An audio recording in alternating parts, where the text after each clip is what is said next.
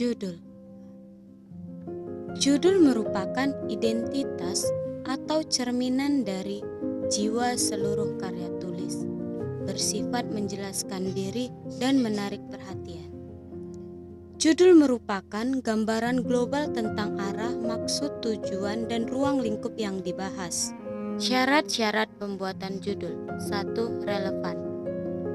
Judul yang dibuat harus memiliki keterkaitan dengan tema yang dibahas dalam karya ilmiah. Yang kedua adalah bersifat provokatif, di mana judul yang dibuat harus bisa menimbulkan rasa ingin tahu pembaca untuk membaca isi tulisan karya ilmiah tersebut. Ketiga, singkat. Judul tidak boleh mengambil kalimat atau frasa yang panjang, tetapi harus berbentuk kata atau rangkaian kata yang singkat. Nah, jika penulis tidak dapat menghindari judul yang panjang, maka dapat menggunakan solusi dengan membuat judul utama yang singkat, tetapi dengan judul tambahan yang panjang. Awal kata ditulis dengan huruf kapital, kecuali preposisi dan konjungsi.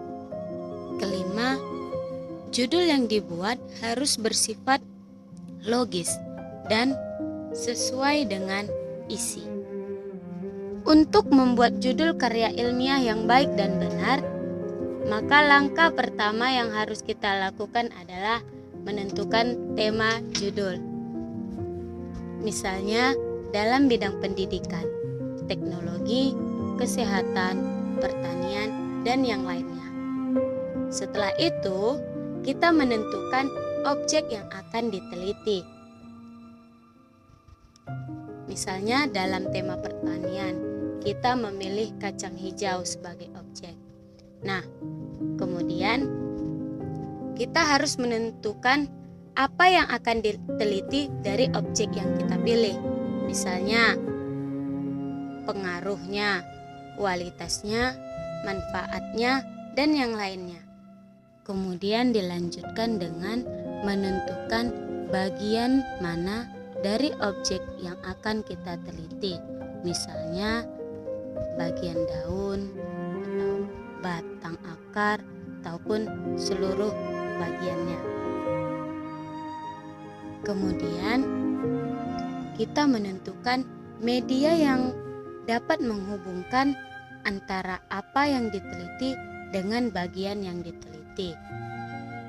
Setelah kita menemukan tema, objek, apa yang diteliti, bagian yang diteliti, dan media yang menghubungkan antara apa yang diteliti dan bagian yang diteliti, maka langkah terakhir adalah membuat kalimat yang tepat untuk menggabungkan tema, objek, sesuatu yang diteliti, bagian yang diteliti, dan medianya.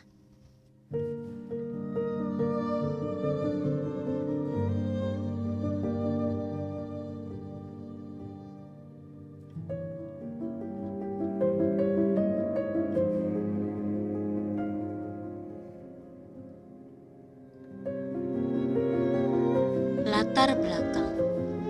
Latar belakang dari karya ilmiah merupakan sesuatu yang melatar belakangi pembuatan karya ilmiah tersebut, seperti ide-ide atau suatu permasalahan yang akan dibahas. Selain itu, latar belakang merupakan sebab-sebab atau alasan mengapa suatu masalah atau hal itu menarik untuk diteliti.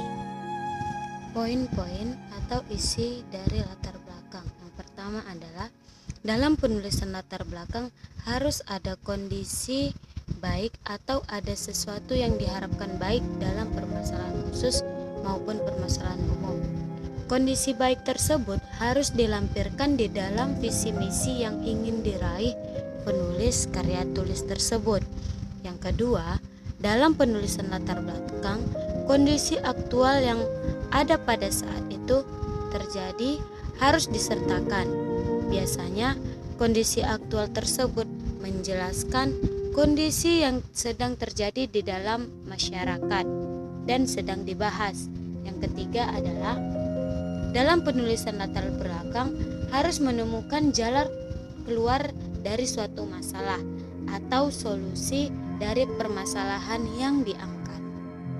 Cara membuat latar belakang.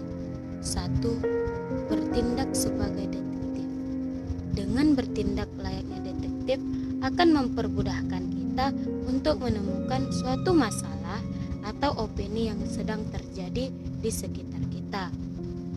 Yang kedua adalah mengetahui fakta permasalahan.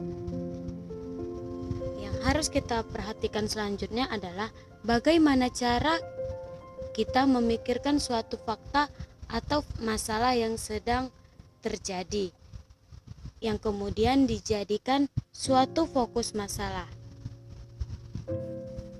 Untuk menemukan suatu fakta dalam sebuah permasalahan, hal yang dapat kita lakukan adalah dengan menuliskan poin-poin penting dalam permasalahan tersebut. Setelah menganalisis dan mempertimbangkan fakta yang sedang terjadi, maka kita harus menemukan fokus permasalahan. Dalam menentukan fokus permasalahan, kita harus menganalisis fakta yang kita angkat dengan unik dan menarik sehingga enak dibahas. Tidak hanya itu, memberikan isu atau opini yang aktual atau benar-benar terjadi sangat penting untuk dilakukan. Hal ini bertujuan agar kita mudah untuk melakukan penelitian ke tahap selanjutnya. Penjelasan masalah. Latar belakang yang akan dibuat sebagai penjelasan awal dalam penelitian kita memerlukan penjelasan terkait alasan logis serta esensi yang akan membuat penulis tertarik dalam mengangkatnya sebagai tema dalam penjelasan di dalam makalah maupun penelitian.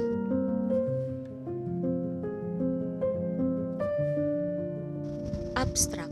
Abstrak adalah gambaran dari suatu karya tulis ilmiah secara singkat, padat, dan mudah dipahami oleh pembaca.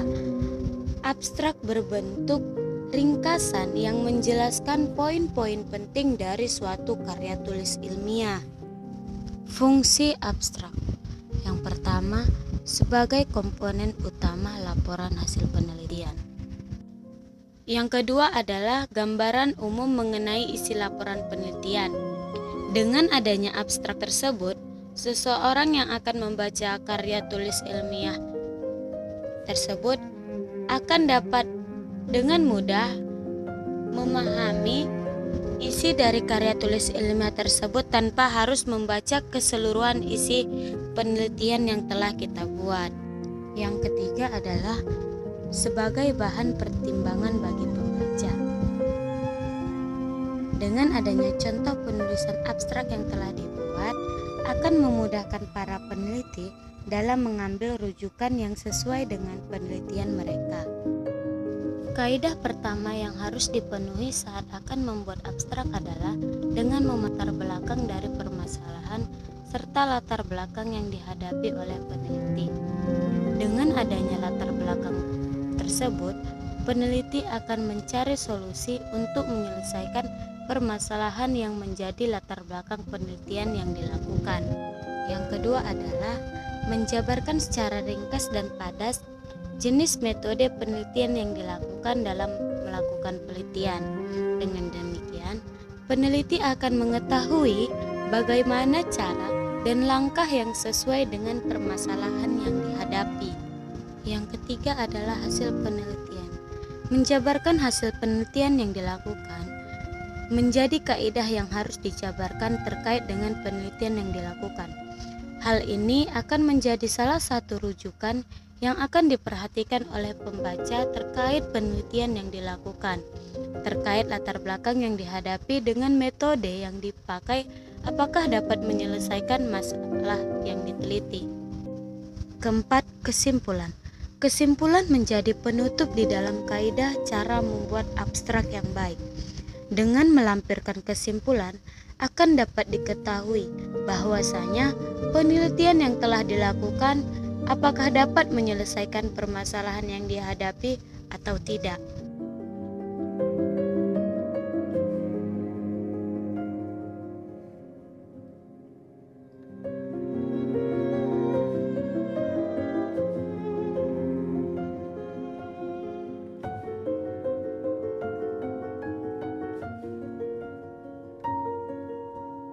Kesimpulan, menurut Kamus Besar Bahasa Indonesia, kesimpulan adalah keputusan yang diperoleh berdasarkan metode berpikir induktif atau deduktif dari suatu pembahasan maupun gagasan. Kesimpulan merupakan hasil akhir yang menjelaskan mengenai keseluruhan hasil dari penelitian yang dilakukan. Ada beberapa teknik membuat kesimpulan. Yang pertama adalah teknik generalisasi. Teknik generalisasi merupakan membuat kesimpulan dengan menarik satu kesimpulan umum. Hal ini kita dapat setelah melakukan penelitian yang kita lakukan berdasarkan fakta dan data yang telah kita buat dan teliti. Cara membuat kesimpulan selanjutnya adalah dengan menggunakan teknik analogi. Teknik analogi merupakan teknik yang dilakukan dengan membuat perbandingan antara satu pembahasan dengan pembahasan lain yang serupa. Cara ketiga dalam langkah membuat kesimpulan adalah menggunakan teknik sebab akibat. Teknik ini merupakan salah satu cara menentukan kesimpulan dengan cara menjelaskan sebab kemudian akibat yang ditimbulkan dari sebab tersebut. Teknik ini bertujuan untuk memperjelas gagasan utama yang telah diajukan pada bab pendahuluan. Saran merupakan suatu bagian dalam bab penutup dalam sebuah tulisan di dalam karya tulis ilmiah.